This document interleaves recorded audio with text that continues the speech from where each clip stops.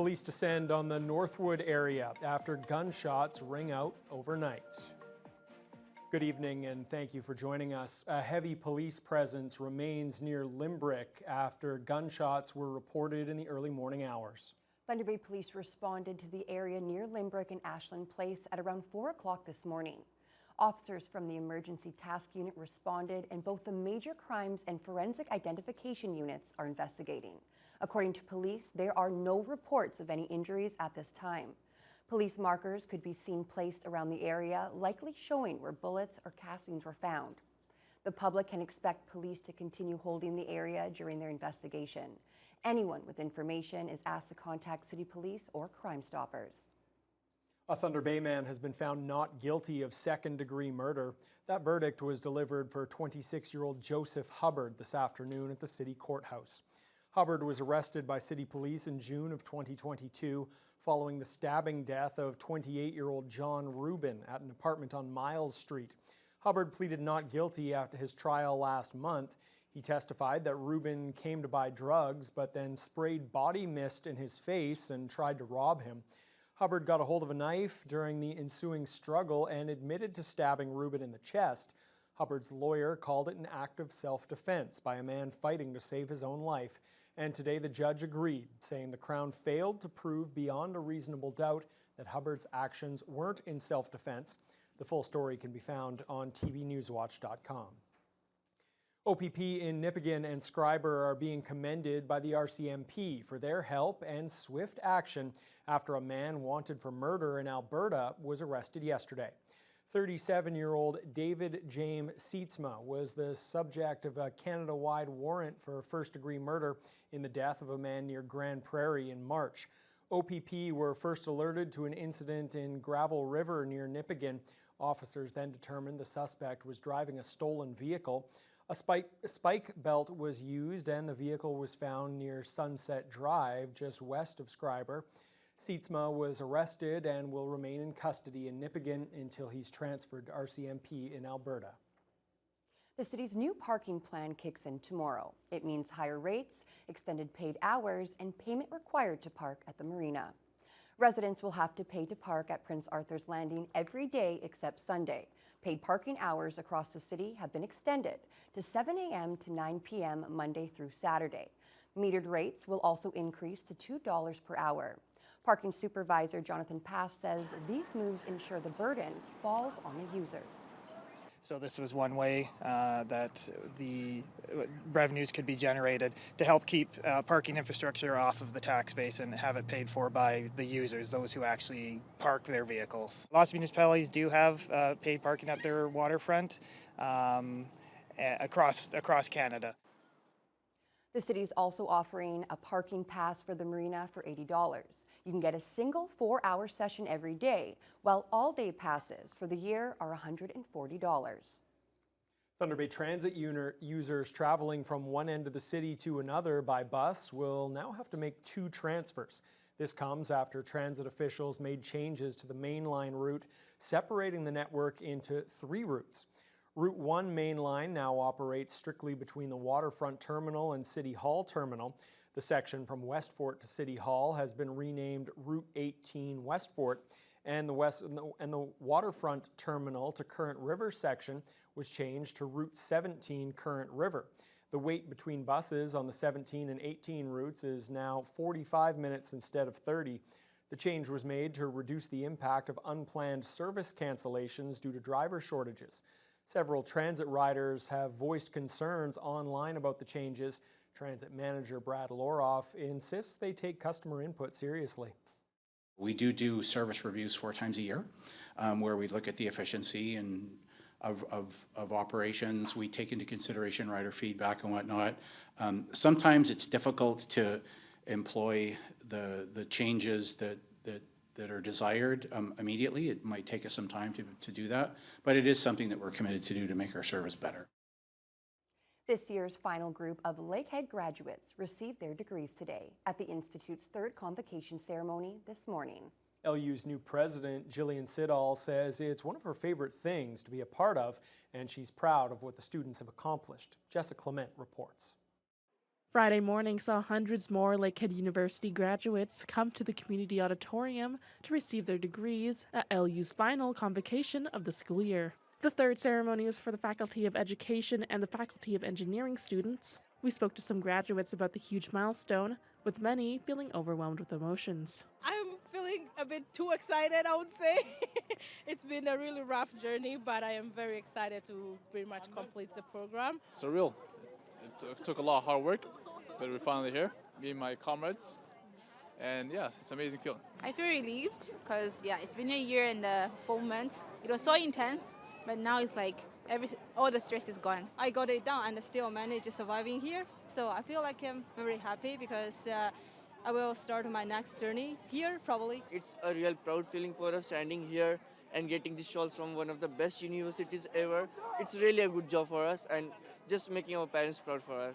The 3 convocation ceremonies were also the first for new LU President Jillian Siddall.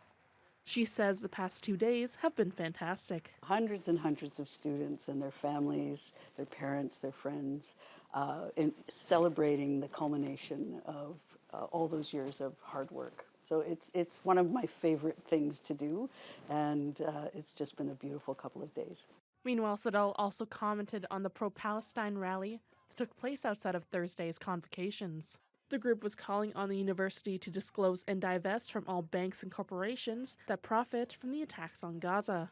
Siddall says she supports the right of students to express themselves freely and will be meeting with the group next month. We welcome dialogue with them. We want to be transparent about our investments. And that group is scheduled to meet with our Board of Governors at its next meeting, which is next month. And so they'll have an opportunity to speak directly to the board, including me, about what their concerns and questions are. Jessica Clement, TBT News. Local firefighters responded to 3 fires in the intercity area overnight, 2 involving sheds and another involving a garage. Crews responded to the 2 shed fires just before midnight. The structures were engulfed in flames and had melted some nearby objects. Then, while firefighters dealt with those scenes, a blaze broke out at a garage. Again, the structure was engulfed when crews arrived. Fortunately, they were able to keep the flames from spreading to nearby buildings in all cases. The fires are now under investigation. A serious workplace accident has occurred at a sawmill in Emo. It happened Tuesday at Manitou Forest Products and left a young man, Devin Potter, with injuries that are serious enough that they could lead to amputation.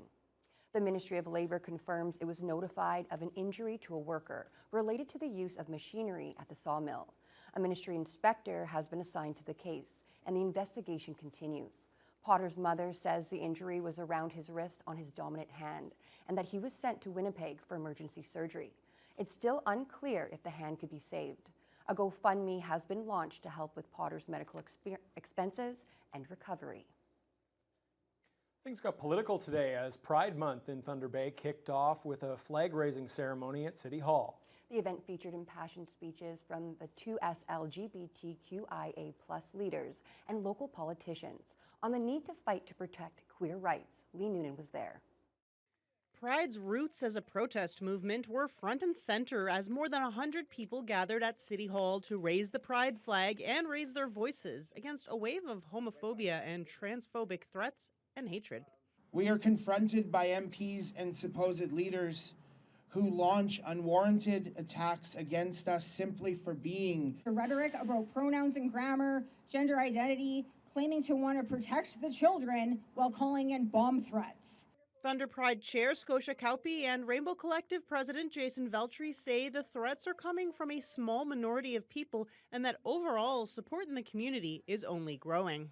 We will stand together. We will protect the most vulnerable kids. We will push back. And I thank the people who've been in the trenches for so long, persevering, determined.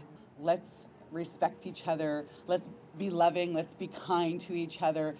Kauppi says she looks forward to the day that Pride can be a simple celebration of love, but with rising threats over the past 3 years, says she's had to dust off the activist skills that she'd shelved nearly 20 years ago with the legalization of gay marriage. This year's theme for Pride Month is Rise Up, and it's a call to action for all the community members and allies alike to rise up against the hate and bigotry that is flooding in through the internet to our politicians and then back around into our community and society as a whole. We are witnessing the erosion of human rights across the world right now by the likes of Donald Trump and Pierre Poilievre. They are going to take us into the Stone Age, and we just can't let that happen. Veltri says flying the pride flag is more than just symbolic. It's a reminder to the most vulnerable in the queer community that they are valued. With the Pride Parade back for the first time since the pandemic and events planned for nearly every day of the month, he says they're anticipating this will be the biggest Pride Month Thunder Bay has ever seen. Lee Noonan, TBT News. For the 9th straight month, the Thunder Bay 50/50 draw in support of the regional hospital has made somebody a millionaire. This time, it was Jeremy and Shauna Dart of Marathon. Jeremy got the call this morning informing him that they'd won more than $1.6 million. We drew our winner number and we were trying to get hold of the winner, but we couldn't get a hold of him. So are you telling me that we won the Thunder Bay Regional Lotto for May? You did. Do you know how much you won? Wow, that's unbelievable. How much did we win? $1,627,738. This is mind-blowing. Do you want to know a story? Sure. Me and my wife, we celebrated our 25th anniversary on May 22nd, and that's the day that I bought the lotto ticket. Well, you're a lucky man 2 times over. When asked what they'll do with this windfall, the pair said some home renovations are first on the list, namely a new kitchen. They just happened to be doing some shopping here in Thunder Bay today and were able to pick up the big check in person. The Thunder Bay 50/50 has now awarded more than $40 million in total prize money. Tickets are now on sale for the June draw. Oh, and that wind up with a big bill when I go out shopping. I was just going to say, you don't get a big check like that. You took the words right out of my mouth. Yeah, it's much better to get the big check. Absolutely. When you're shopping.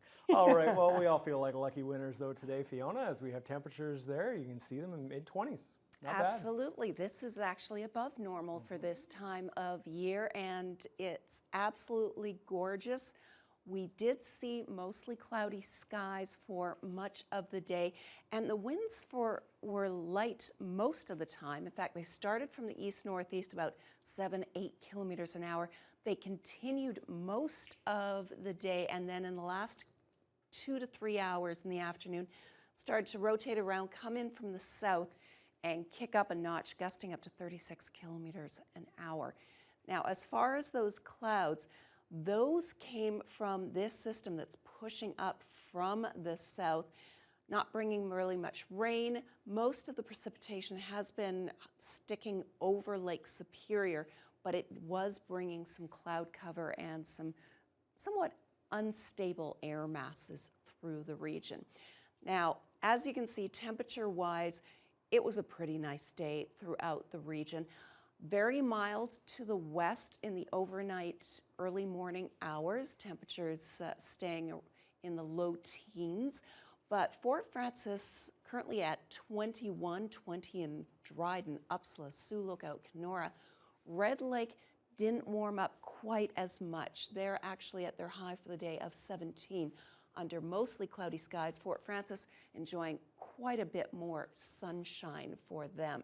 As we head further eastward, Armstrong looking to be one of the other hot spots besides Thunder Bay at 24, Greenstone at 21 under mostly cloudy skies. They did have a brief shower pop up. And Sault Ste. Marie, boy, talk about a difference between morning and evening. They started out the day around 5 a.m. right on the freezing mark. They were the coldest location in the region as far as I can tell, but they are currently at 23 under mostly cloudy skies. Now for the city of Thunder Bay tonight, we're going to drop down to 11 Celsius, and there's a 60% chance of showers once again in the overnight hours and into Saturday. And that chance of showers will continue for the rest of Saturday. That's how you're going to start your weekend. Fair amount of cloud and probably a lot of people walking around with an umbrella as an accessory. But the temperatures are going to remain very warm, either at or slightly above seasonal. And then for the second half of the weekend, the sunshine will be back in full force. Beautiful temperatures. All in all, I think this is definitely a weekend that is going to give people a little bit of everything. Enough rain to keep the gardeners happy and enough sunshine for the sun worshippers to enjoy. Okay, thanks a lot, Fiona. All right, let's turn our attention to national news when we return. One of the most notorious serial killers in Canada's history, Robert Pickton, has died. We told you earlier in this month that he was clinging to life after being attacked by a fellow inmate in prison. We'll have those details and more when your Friday News Hour continues after the break.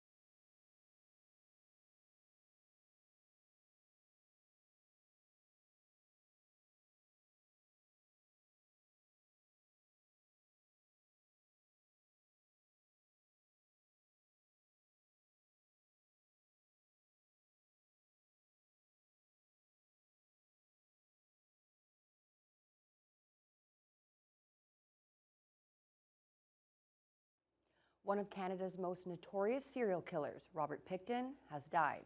Pickton was found guilty of killing at least 6 women, but was charged in connection with the deaths of many more.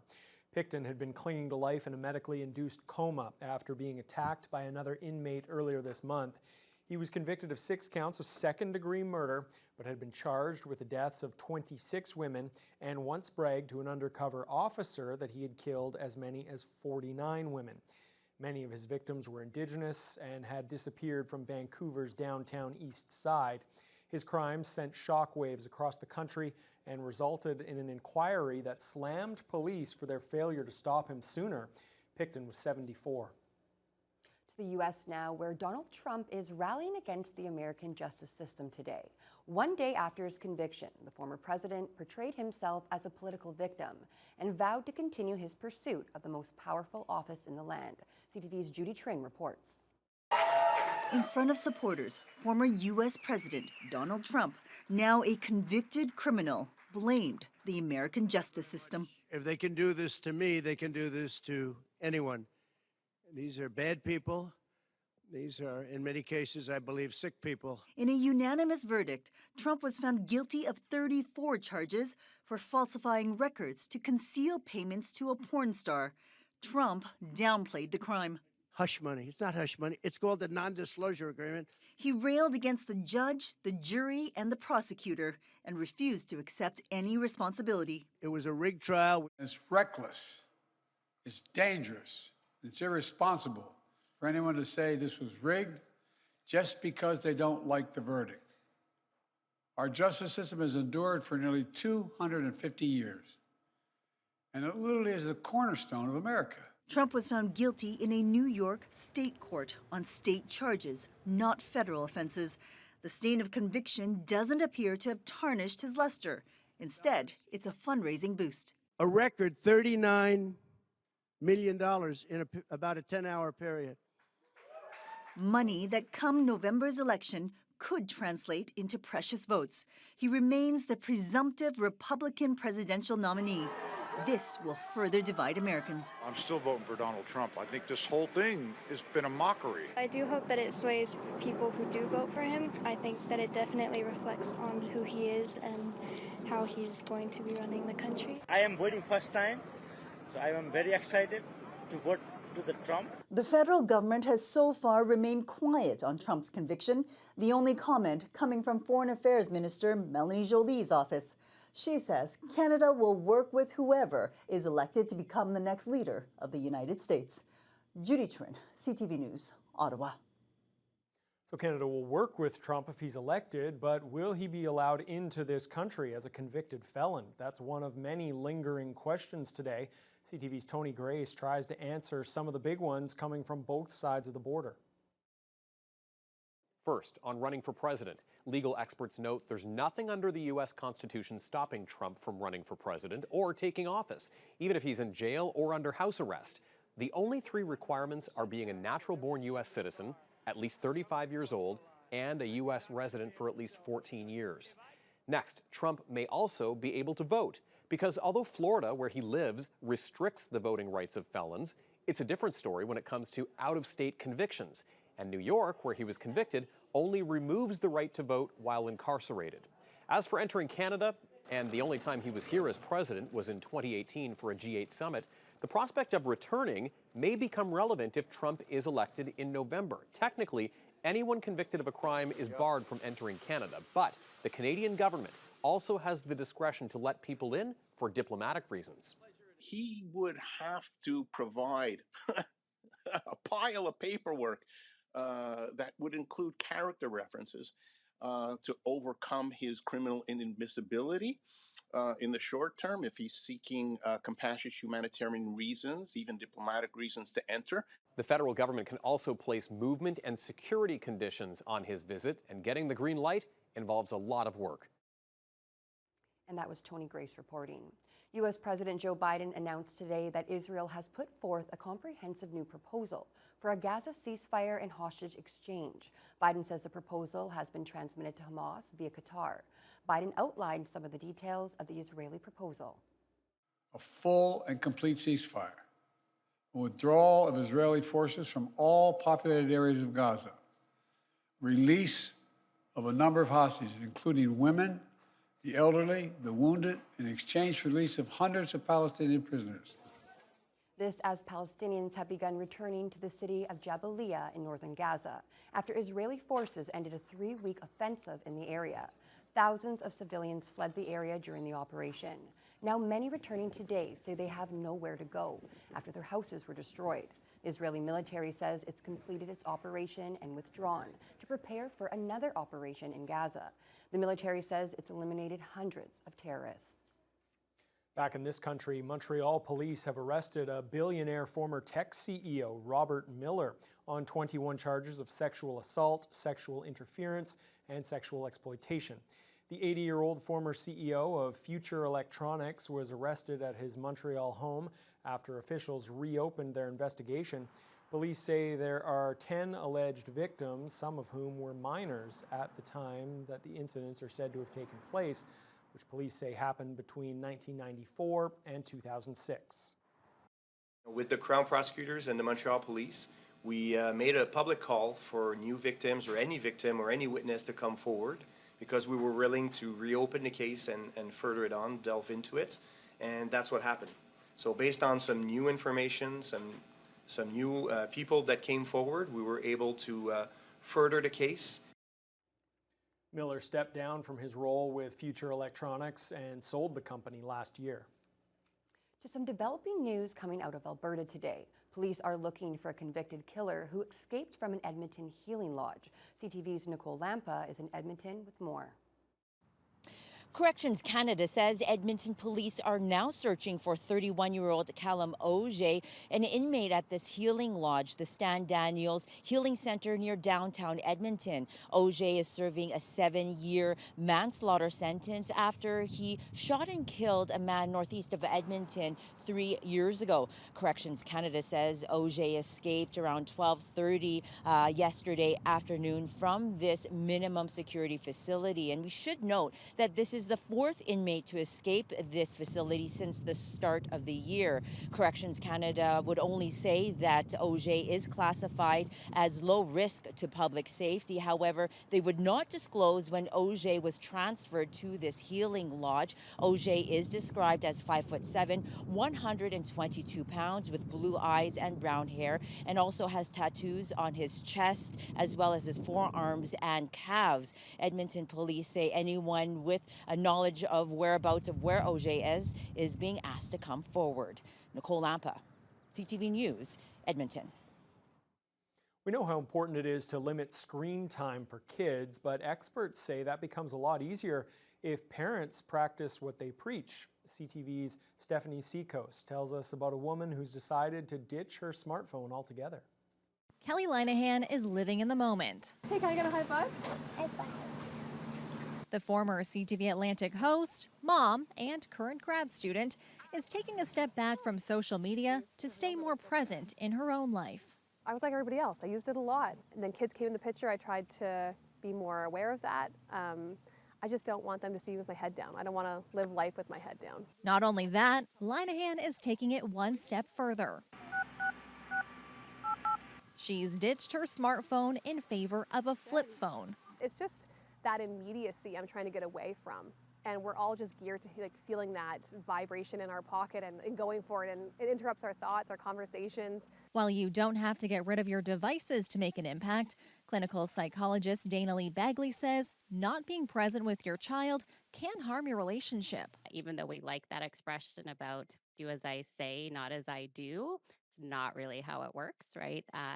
Children are very much influenced by what they see parents doing, and it does set a tone for what's acceptable or unacceptable behavior. She suggests setting a do instead goal instead of a don't do goal. The science-based way of changing a habit like that would be to think about what you do want to do. And there are some real advantages of getting off our phones or devices and paying attention to what's happening. So I'm going to pay attention to the soccer game. I'm going to be present for playtime with my kid. While Linehan knows it will be a challenge, it seems she's not alone in her efforts. The interesting thing is after I was telling people this is what I'm doing in my plan, a lot of people said me too. So I wouldn't be surprised if there are other people that feel this way and that maybe just want to talk about how to do it and how that looks because it's become so much of our lives. Clinical psychologist Dana Lee Bagley says it's not about being perfect. You can acknowledge and apologize if you were on your phone and missed something that your child did, but then make an effort to be more present. Stephanie Seco, CTV News, Lunenburg, Nova Scotia. A 12-year-old from Tampa, Florida, is this year's winner of the Scripps National Spelling Bee. Autophony. H-E-A-U-T-O-P-H-A-N-Y. Kwazoku. K-W-A-Z-O-K-U. Panetiere. P-A-N-E-T-I-E-R-E. With 2 finalists left as time ran out, the competition